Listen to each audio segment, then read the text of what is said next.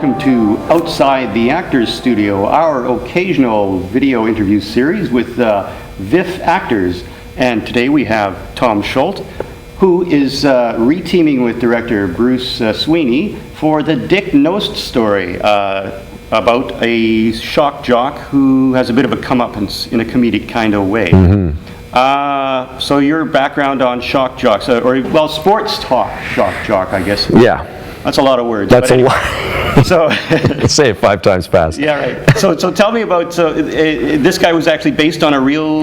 Well, he's a visual homage to Bob McCowan, who is this pioneer of initially the sort of late night highlight show.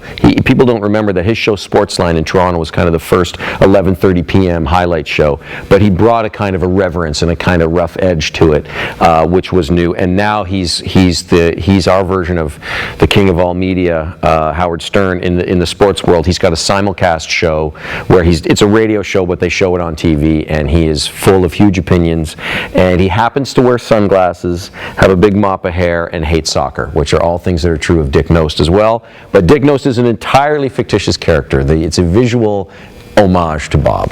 And speaking of the visuals, you get to rock a wig in that. Yes, sir. The wig and the sunglasses, but the wig, you're an old hand with wigs. I mean, you've done period wigs on stage. Yeah. About this, how does Dick Knost's rug rank with the other rugs? Yeah. Well, Dick Knost's rug is perfect because when I first tried it on, so Bruce had suggested me the idea of a wig, and I said okay. And we went and we talked to someone who had something we thought we might use, and I tried it on, and then he said, okay, now put these shades on, because we were going for the Bob McCowan look, and I put them on, and Bruce looked at me and he said, wow, I'm looking at you now in that wig with those sunglasses, and I'm imagining you giving me your opinion about something right now, and I just want to punch you right in the face, and that's exactly what I'm looking for. So that was the audition for the wig. I think those are the words every actor wants to hear from his director. That's right. Yeah. Well, that's one of the things I love about Bruce and Bruce's films and working with Bruce is he's not out to try and pander to the audience by making sure everyone in his films is super likable. He's challenging you to deal with people that have some rough edges, that are not entirely likable, but hopefully by the time it's done, you find something redeeming about them. And the first redeeming factor, hopefully, is that they're real. They're real people. They're human. And so, yeah. So having him want to punch me in the face was a real approbation from Bruce. Now, your guy Dick Knost gets to say a lot of outrageous things on the screen.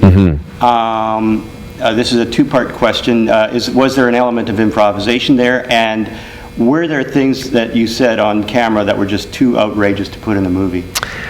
And you want to know what they were? Well, okay, all right. So this is Bruce's script. I mean, there's tiny bits of improv, and people know that he's worked in an improvisational way in the past, although he's never shot an improvised film. We've used improvisation to develop scripts, but by the time you go to camera, it's locked. But Bruce, as I'm sure you know, Bruce is a very witty guy. He's quick with the one-liners, and this is a territory that he understands really well. He understands satire, he understands sports, and he understands media coverage of sports. So for him, as he said, to write this one, writing he usually finds quite torturous. He said for this one he just had to get out of bed in the morning and just start. So I'm given the great gift of saying these great lines that he wrote. We did add some here and there, and there's one line that I wanted to say, and he didn't let me say it on the day, and now, of course, he doesn't remember that at all. We were doing the sound mix. I said, you know what, I really wanted to say so-and-so, and he wouldn't let me. He's like, what do you mean I wouldn't let you say that? And that's when Neil, my co-host, is eating a bunch of ribs, and he has the remote in his hand, and he snatches the remote from me, and I want it back. I wanted to say, give me that thing, your hands are covered in cumin. But he wouldn't let me say it on the day, and I thought it was pretty good, but he regrets that now. So, you know, in some circles, cumin is a dirty word. That's exactly what I was hoping for, yeah. Now, you have a collaboration with Bruce Sweeney that goes back over... Almost 20 years now. Almost 20 years. Yeah. And how many films? This is the 4th. He's made 7 films. No, this is the 5th. I had a small part in the last film, too, so I've been in 5 of his 7 films. And the earlier films, I think Bruce was working out some sexual things. I like where this is going. Working out some sexual things himself, but just sort of exploring things on film, which frequently involved putting you in awkward situations. Correct. Is it a relief not to have to take your pants off in a Bruce Sweeney film? Finally? As a viewer, I'll ask you, isn't it a relief? It's a huge relief. Yeah, I'm happy that era's behind us. I don't want to use the word enjoyed, but the thing is, I liked the challenge of that stuff because the actors that have always been really inspired me, the actors that take huge risks, you know, and one of my favorite performances that I use as a kind of benchmark for the commitment that an actor can show to what they're doing is Harvey Keitel in Bad Lieutenant. Right? And he bears it all in the figurative and literal sense. But no, at the age of 44 and in my current condition, I think it's better for audiences everywhere that era is past. So I remember, I think it was last wedding, you had a sexual encounter behind a dumpster. Correct. Interrupted, I think, when the garbage truck was backing up to the dumpster. I think you could hear the beep. Yeah, you can hear. Yeah. Time to go. Yeah. So what was the most awkward thing Bruce had you do on camera from where you sat? Well, the thing is, nudity doesn't bother me, and it's, you know, I've always said to people, I think I'm such a physical coward in life that I try and compensate in other ways. I try to be a kind of emotional daredevil, and I try and be take these kinds of crazy risks as an actor, because in real life I'm actually afraid of a lot of things. So the thing that was the most uncomfortable is being a sort of fairly timid fellow in my own way. I don't actually have a driver's license. I'm 44 years old and I don't drive a car. And Bruce, and I also hate eating eggs, and I'm allergic to them. Bruce created a scene that he knew probably wouldn't make it into the film, and it didn't, in Dirty, in which I had to drive a car while eating a hard-boiled egg.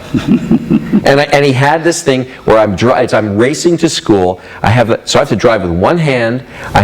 He wanted me to reach out the window and crack the shell of the egg on the top of the car, peel the rest of the shell off with my other hand, and take a huge bite of hard-boiled egg. Completely meaningless transitional shot. And he took me. I went out on. I can't even remember where we were because I was having an out-of-body experience. But we were in one of the tunnels somewhere. There was actual traffic going on. We didn't have the money to lock it off, and I was going out there and going through this. I mean, it was horrific. No one was hurt, thank God. Mm-hmm. And he took such delight in making me do that. Now, did he have a medic standing by with like an EpiPen in case you went into anaphylactic shock? Well, luckily it wasn't that. Really, it was just sort of an itchy nose and a headache. So it wasn't, so he thought I was a big baby for even mentioning it. But I don't even like eggs. So it was a cruel and unusual thing for him to do as a director. Mm-hmm. But, I was young and I needed the money. Mm-hmm. So. Does your work? You're also a university prof. You're teaching up-and-coming young actors at UBC. Does your past work ever come back to haunt or embarrass you in front of the class? Yes, it does. I show them some clips from stuff in class sometimes, but I don't show those clips. Whoops, how did that whoa! But they do sometimes go and search, and now everything's of course online, and so those things do crop up, so to speak. And I have an out-of-body experience when someone brings up. It's worse with parents of kids who go to my son's school. They get even more interested in it. My students are kind of like, oh yeah, that's cool.